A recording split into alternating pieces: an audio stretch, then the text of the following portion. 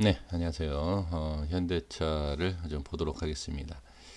현대차뿐만이 아니라 제가 계속 최근에 있어서 말씀드리는 것은 코스피는 외인의 수급이 들어오지 않으면 쉽지 않다. 이 말씀을 계속 드리고 있는데, 그리고 이 개인의 수급, 그러니까 기관도 매수가 들어오고 있지만 어, 자, 개인의 수급으로도 끌어올릴 수 있는 이 구간이라는 게 있습니다. 개인이 이렇게 들어오지 않습니까? 이렇게 들어오는데 이렇게 밀리는 이 부분에 있어서는 지금 기관과 외인의 매도 이것도 같이 보셔야 되고, 그 다음에 이제 밀리면서 기관이 좀 도와주죠. 그러니까 바닥을 다져지고 상승. 하지만 여기에 있었을 때 여기에서는 추가 상승이 나오기 위해서는 외인의 수급, 자 외인의 수급이 자 들어오지 않는다라고 하면 어떤 종목이고 마찬가지입니다. 제가 뭐 현대차뿐만이 아니라 코스피에 관련된 특히 대형주 같은 경우에는 거의 비슷한 패턴으로 보실 수밖에 없습니다. 그것은 주식이라는 게 이제 최근에 있어서 기업에 대한 부분이 아니라 그래도 이제 수급이라든지 그 위치라든지 아마 기술적인 분석에 있어서 좀 이해가 되시는 부분이 좀 계시는 걸로 제가 알고 있습니다. 그러니까 만약에 현대차, 삼성전자, 뭐 다른 뭐 대기업에 대한 이 큰 묵직한 종목들을 이렇게 다 차트를 열어보시고 수급을 다 확인해 보시면 모양이 좀 비슷해요. 그러면 삼성차, 그러니까 그러니까 삼성차가 아니죠.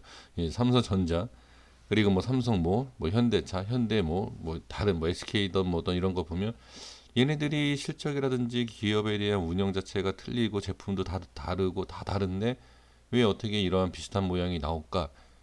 이제 수급을 보면서 그리고 차트 위치를 보면서 아마 좀 이해가 되실 거예요. 그래서 제가 굳이 현대차를 분석을 해드리면 다른 종목에 대한 부분도 분석해 드릴 필요는 사실 없습니다. 그러니까 그만큼 개인이 들어왔을 때의 그 수급, 자 개인이 얼만큼 들어오고 기관이 얼만큼 들어왔을 때 얼만큼 올릴 수 있다. 이런 게 한정되어 있다라는 거죠. 주식은 계속 올라갈 수 없습니다. 그러니까 계속 올라가더라도 균등하게 누군가가, 그러니까 한 주체인 개인만 들어온다라고 될 것이 아니라 개인이 들어왔다, 기관이 들어왔다, 외인이 들어왔다 이렇게 왔다 갔다 하면서 매도 물량보다는 매수 물량이 많아지면서 조금씩 이렇게 상승해 나가는 게 기본 원리 아닙니까? 그러니까 이게 기본 원리인데 이런 것 때문에 자 이런 기본적인 주식의 그 원리를 무시하고 그냥 무조건 현대차니까 현대차니까 올라간다. 이건 말이 안 된다는 거죠.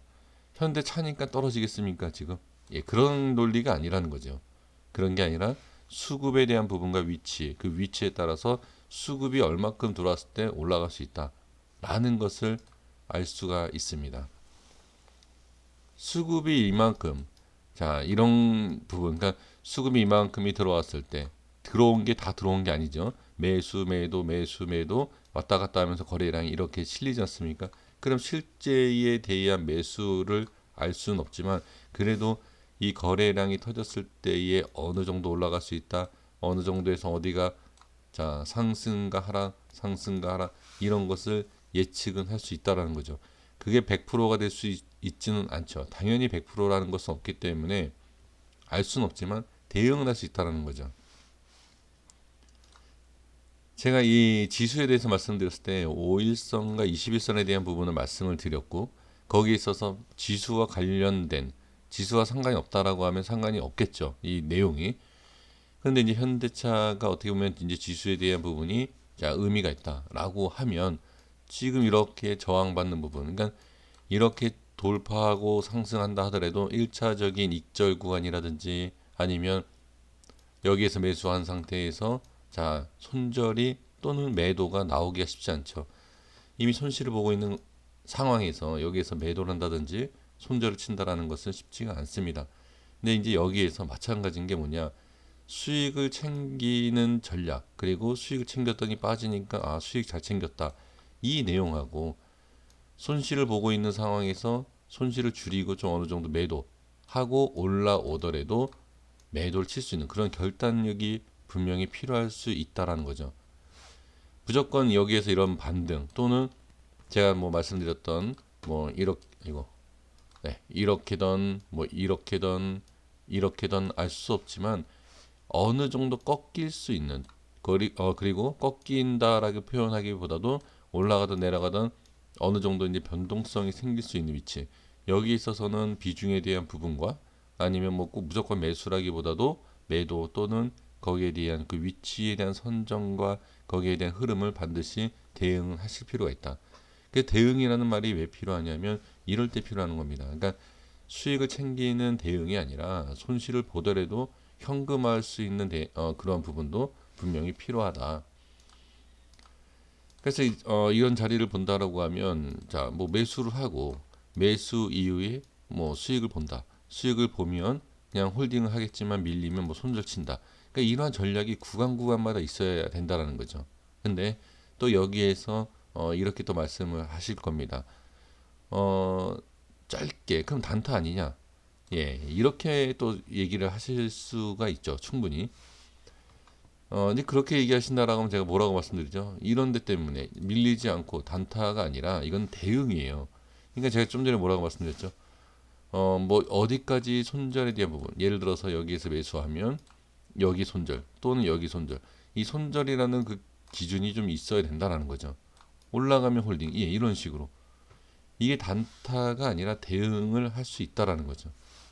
그러니까 이러한 대응이 분명히 좀 필요한 시장은 맞다라고 저는 보여집니다.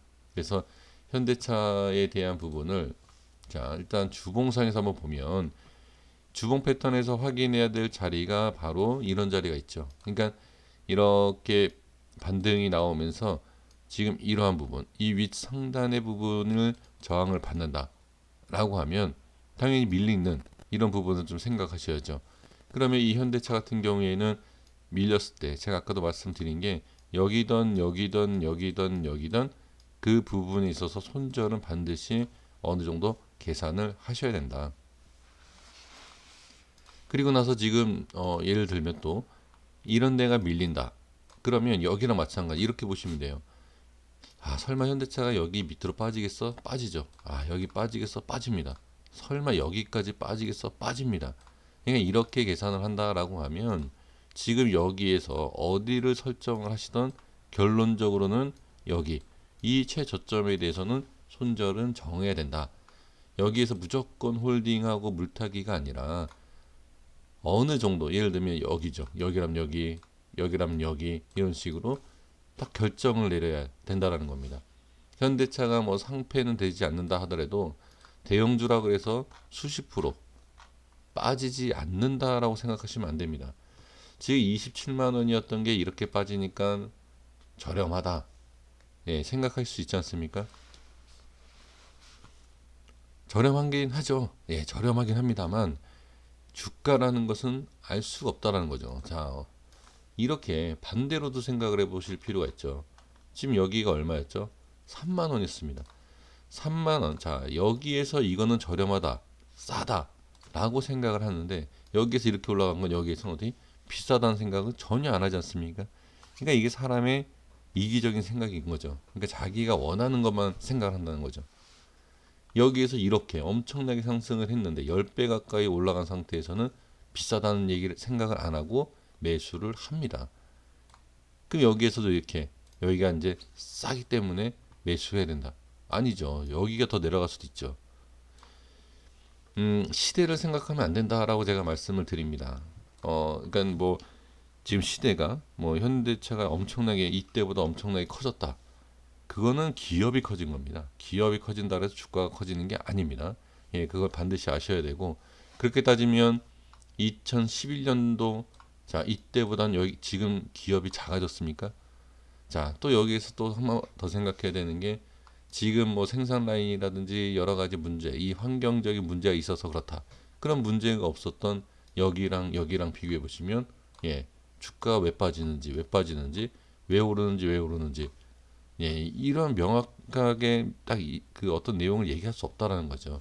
그래서 지금 현대차 같은 경우에는 이게 지금 오늘도 지금 보면은 약간 시장의 흔들림이 있으면서 이런 모습이 나왔을 때 그냥 홀딩에 대한 생각을 하신다라고 하면 그냥 무조건 매수 이후에 홀딩이 아니라 저는 손절에 대한 부분을 확실하게 명확하게 좀 잡고 대응을 하시는 게 좋다. 지금 이 모습에서 올라간다 내려간다 이거를 얘기할 수 있는 부분은 없습니다. 그러니까 지금 상황에서 보면 당연히 21선에 대한 돌파를 나온다든지 또 아니면 횡보를 한다든지 뭐 이런 모습도 상관이 없죠. 그리고 빠져도 상관없습니다. 지금 위치에서는. 지금 지수도 많은 사람들이 이런 얘기를 해요. 이 쌍바닥에 대한 얘기를 하지 않습니까? 뭐 그렇게 예상을 한다라고 하면 올라가면 더 좋고 쌍바닥이 나와도 좋고 떨어져도 좋고 하락해도 좋다라는 거죠. 결론으로 따지면. 그래서 이런 부분으로 본다라고 하면 매수에 대한 부분과 또는 매도에 대한 부분만 명확하게 전략이 세워 있다라고 하면 전혀 문제될 내용이 없다라는 거죠. 다시 말씀드리지만 제가 계속 이 현대차뿐만 아니라 여러 종목에서도 말씀드리지만 계속 무조건 올라간다라고 생각을 하실 필요가 없다. 또는 무조건 빠진다라고 생각할 게 아니라 올라가면 올라가는 대로 대응을 해야 되고 내려가면 내려가는 대로 대응을 해야지. 지금 아무도 모르지 않습니까? 이 주가의 흐름에 대해서. 네, 그래서 지금 그냥 제가 이제 아주 기초적인 내용을 말씀드리는 이유가 주식을 전혀 안 하시는 분들이 지금 현대차를 매매하고 있다라는 거죠. 주식에 대한 기본적인 원리, 그러니까 너무 뭐 복잡한 기법을 얘기하실 게 아니라 그거를 또 믿고 갈 것이 아니라 지금은 어떠한 흐름, 그러니까 상승을 하던 하락을 하던 그걸 예측한다든지 그렇게 하지 마시고 올라가면 올라가는 대로 어떻게 대응할 것이고 내려가면 내려가는 대로 어떻게 대응을 할 거다. 무조건 그냥 홀딩을 하는 게 정답은 아니다라는 거죠. 네, 이렇게 좀 말씀을 좀 드려보도록 하겠습니다. 그래서 기본적인 우리 기술적인 내용은 알고 있지 않습니까? 예, 뭐 20선 돌파하면 다음 뭐 이동 평균선을 본다든지 20선에 대한 부분 돌파 이후에 뭐 안착한다든지 뭐 여러 가지 이러한 부분 있지 않습니까? 예, 그러한 것을 하나하나 살펴가시면 전혀 문제 없다라고 좀 보여집니다. 그러니까 여기에서 이렇게 문제가 생긴 것은 현대차가 10만 원도 싸다. 예, 무조건 뭐 저렴하다라고만 생각하기 때문에 계속 매수를 해서 이렇게 문제가 생긴 거 아닙니까? 그러니까 이렇게 생각하지 마시고 지금 여기에서도 빠질 수 있고 당연히 뭐 올라갈 수도 있고 어떤 상황이 나올 수 있지만 거기에 있어서 반드시 내가 이 종목을 매매할 때 어떻게 해야 된다라는 기본적인 계획은 있어야 된다라는 것을 말씀을 드리도록 하겠습니다. 여기까지 하겠습니다. 구독과 좋아요 부탁드리겠습니다. 감사합니다.